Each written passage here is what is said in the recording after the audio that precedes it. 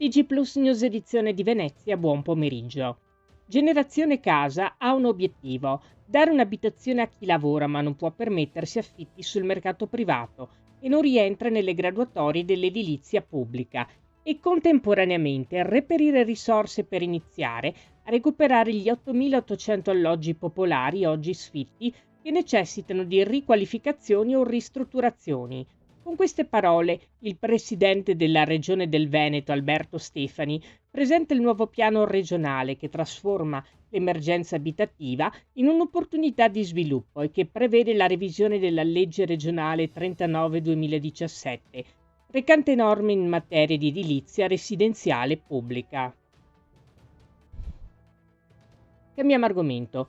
Una domanda turistica che si fa sempre più selettiva e concentrata nei periodi di punta, e la conferma in testa alle preferenze dei vacanzieri invernali della destinazione montagna davanti a Città d'Arte e Terme. Sono gli ultimi dati dell'Osservatorio del Turismo Regionale Veneto Federato, che tracciano un quadro dell'occupazione alberghiera nel periodo delle recenti festività natalizie. Per il turismo veneto si delinea un quadro di complessiva tenuta. La più gettonata è stata la settimana di Capodanno, con una crescita diffusa del tasso di occupazione delle camere rispetto a quanto registrato nel 2024 per la maggior parte dei cluster montagna e città d'arte. Voltiamo pagina. Domenica 11 gennaio si svolgerà la terza parte dell'intervento di pulizia dei rii nei sestieri di Dorsoduro e Santa Croce, iniziato lo scorso 9 novembre. L'attività rientra nel programma di recupero e valorizzazione dei canali della città, finalizzato alla rimozione dei rifiuti sommersi e al miglioramento della qualità dell'ambiente lagunare.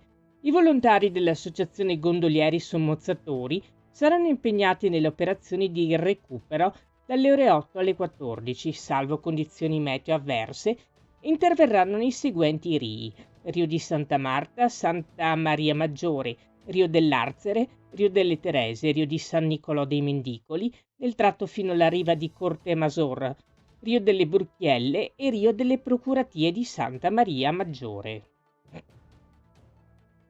E la centrale operativa della Polizia Locale e la Protezione Civile del Comune di Venezia comunicano che, vista la possibilità di gelate nelle ore più fredde, questa sera venerdì 9 gennaio alle ore 20 entreranno in azione i mezzi Spargisale.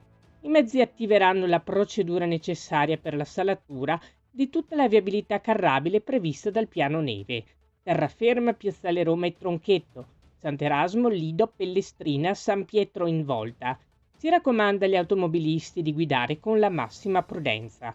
Si ricorda inoltre ai cittadini che nel piano di informazione Ocio che Nevega, predisposto dal Comune di Venezia, vengono indicati alcuni consigli utili sui comportamenti da tenere per evitare rischi e disagi per la neve ed il gelo. Ulteriori informazioni sono disponibili sul sito della Protezione Civile Nazionale. Si chiude qui il nostro notiziario. Grazie per averci seguiti. Arrivederci.